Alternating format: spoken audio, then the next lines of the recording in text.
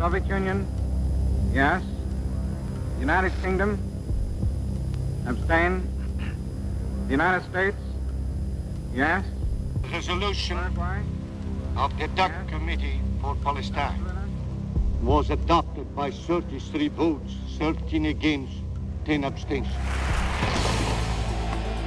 Resolution 181 in the United Nations General Assembly in 1947 paved the way for the rebirth of the State of Israel in 1948.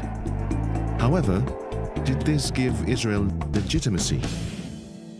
The answer is no. Generally speaking, in international law, General Assembly resolutions are not binding. It's a wide myth. There's absolutely no truth that Israel's legal foundation is based on the UN Partition Resolution of November 29, 1947. If the Jewish people and the Arabs had agreed to enter into a treaty based on the terms of resolution, then rights and obligations could have been created in international law. But that didn't happen. The legal foundation of modern Israel really is initially traced back to the period right after the First World War, when the great powers at the time and the League of Nations, which was the UN of that particular period, had to decide what's going to happen to various former enemy territories. Howard Grief began practicing law in 1966. For many years, even before that, he had an interest in Middle East affairs. In the 1980s, he began to examine long-hidden documents in the British National Archives that minuted the San Remo Conference of 1920. As a result, he published the book, The Legal Foundation and Borders of Israel Under International Law. The San Remo Resolution, that is the basic constitutional document of the State of Israel under international law.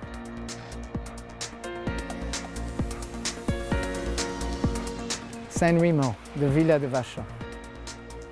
This is the place where legal rights were granted. This is the place where legal rights were given to both the Jewish people and the Arab people. Dr. Jacques Gauthier is an international human rights lawyer.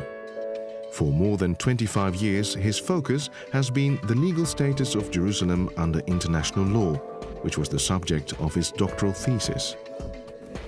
It's in this place that the leaders with the power to make binding dispositions with respect to the Ottoman territories deliberated and made the decision, having heard claims from the Zionist organization in Paris in 1919 during the Paris Peace Conference, having heard submissions from the Arab delegation in respect to what they wanted in the Ottoman territories. Having heard these submissions, a group of them gathered here and made final binding decisions in international law as to who would get what.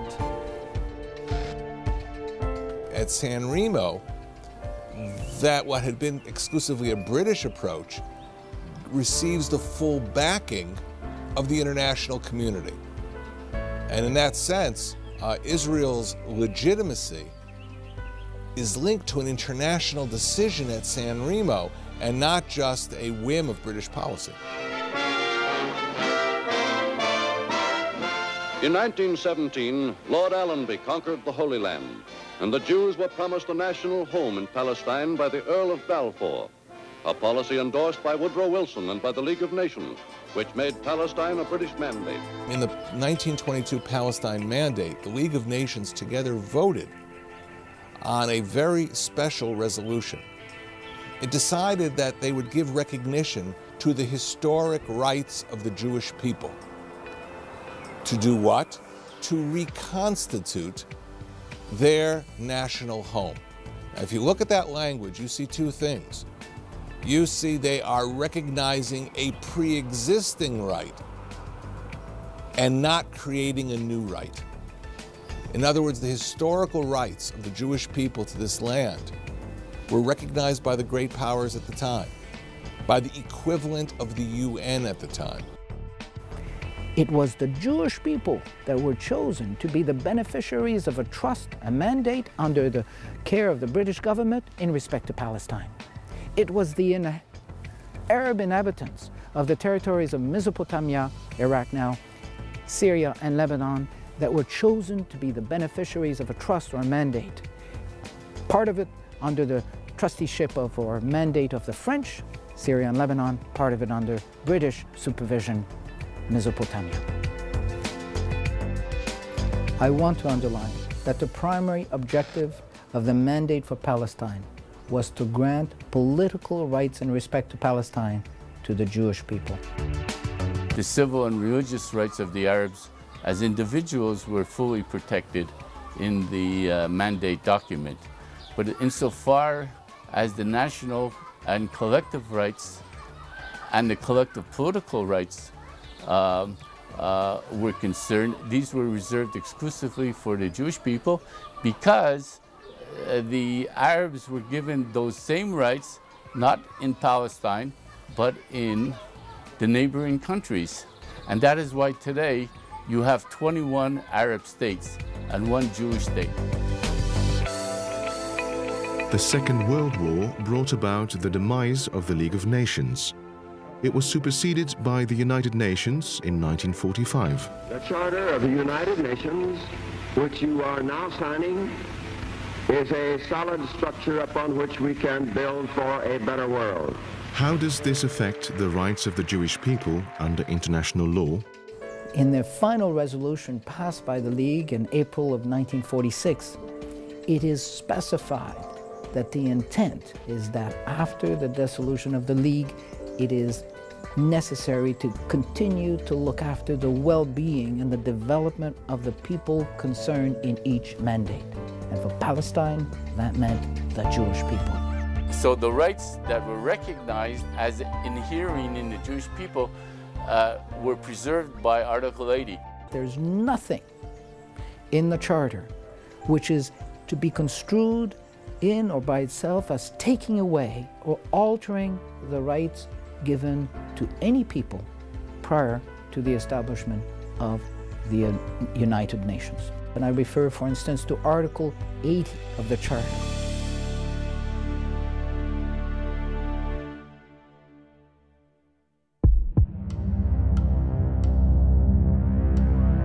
Following Israel's statehood in 1948, the country was invaded by 5 Arab armies intending to destroy the Jewish state.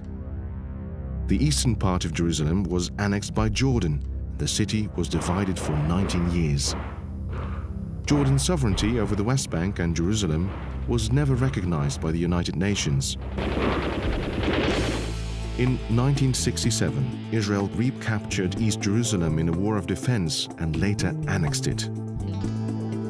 The Security Council Resolution 242 of November 22, 1967 is often referred to as the source of rights and obligations for the parties in the Middle East.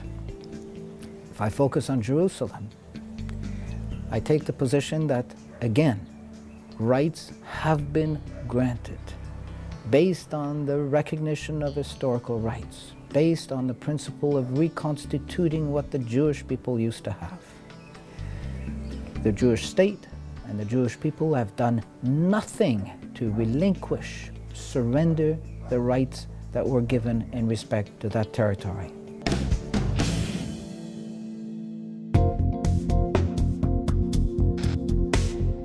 Anyone who looks at the census data back in the 19th century when the Ottoman Empire was here will realize that the Jewish people already in the 19th century had restored a majority in Jerusalem, in the old city of Jerusalem. In 1864, the British consulate in Jerusalem actually provided some census data. And they said out of 15,000 residents in Jerusalem in 1863, 8,000 were Jewish. So we're speaking about a city that has been a Jewish city since Ottoman times, since the mid-19th century. The old city is without doubt the most controversial, the most sought after, the most contentious issue when one speaks of the question of Jerusalem. You have to remember that until the middle of the 19th century, Jerusalem was the old city. Many who tell Israel to redivide Jerusalem along the 67 lines, and therefore placing the whole old city on the Palestinian Arab side, forget what happened in 1948. 1948, Jerusalem was invaded by 5 Arab armies. There were UN guarantees that there'd be an international city. The UN didn't do anything. Finally, all the Jews of the old city of Jerusalem were ethnically cleansed, forced to leave, and the Arab Legion, along with Palestinian locals, destroyed 55 synagogues and Talmudic academies. They're blown up. Anyone who says to Israel, give up on Jerusalem, has to explain how we'll avoid that history repeating itself. Remember, from 1948 till 1967, when Israel reunited Jerusalem, Jews were not allowed to visit the Western Wall. And that is something that Israel is determined to avoid. After 18 years of a failed peace process in which there is no agreement in sight, the Palestinian Authority has indicated that it will unilaterally seek recognition from the United Nations General Assembly for a Palestinian state within the pre-1967 Green Line and with East Jerusalem as its capital. The Green Line was simply an armistice line. This is the line chosen between Israel and the Jewish people and the Jordanians when they stopped fighting in 1948-1949. That line, it is specified in the treaty, in the armistice agreement between Israel and Jordan, was never intended to be for anyone the source of rights and obligations. The original Oslo agreements, the first one in 1993, the big Oslo agreement in 1995, known as the Interim Agreement, had a clause in them. It was called Article 31. And it said, neither side shall change the status of the West Bank and Gaza Strip prior to the completion of the permanent status negotiations. If the Palestinians try and change the status of the territory without negotiating with Israel, that is a unilateral act which violates this commitment. Now, why is this particularly important for Europe? Because when the interim agreement was signed with that critical clause, at the White House in the presence of President Clinton, the European Union signed the agreement as well as a witness. And therefore, if EU countries decide to support the Palestinian move in the UN in contravention of that Palestinian commitment in Oslo, what they're essentially doing is lending a hand to a violation of a written agreement to which they are also signatories. So the immediate question in Israel will be, who would ever rely on the European Union again to be involved in the peace process if it violates the very agreements that it itself signed? The whole world is saying to Israel, well, why don't you recognize the rights of the Palestinians to a Palestinian state? It seems elementary, and Israelis hear this all the time. But put the shoe on the other foot. Do you see anybody telling the Palestinians, you must recognize the rights of the Jewish people to a nation state of their own, whose roots are in international legitimacy and international proposals going back to San Remo and to the British mandate by the League of Nations? Unfortunately, that same demand is not made of the other side, and perhaps exposes its real intent. Many gathered here in Rome, senators, members of parliament, to discuss issues relating to the peace process. Yes, many are concerned about decisions that the nations could be making in the coming weeks and months relating to the rights of the Jewish people, the rights of the State of Israel, in respect to Jerusalem, in respect to disputed territories. In order to give peace a chance, it is necessary to honor the solemn pledges made under the law of nations to the Jewish people and the State of Israel.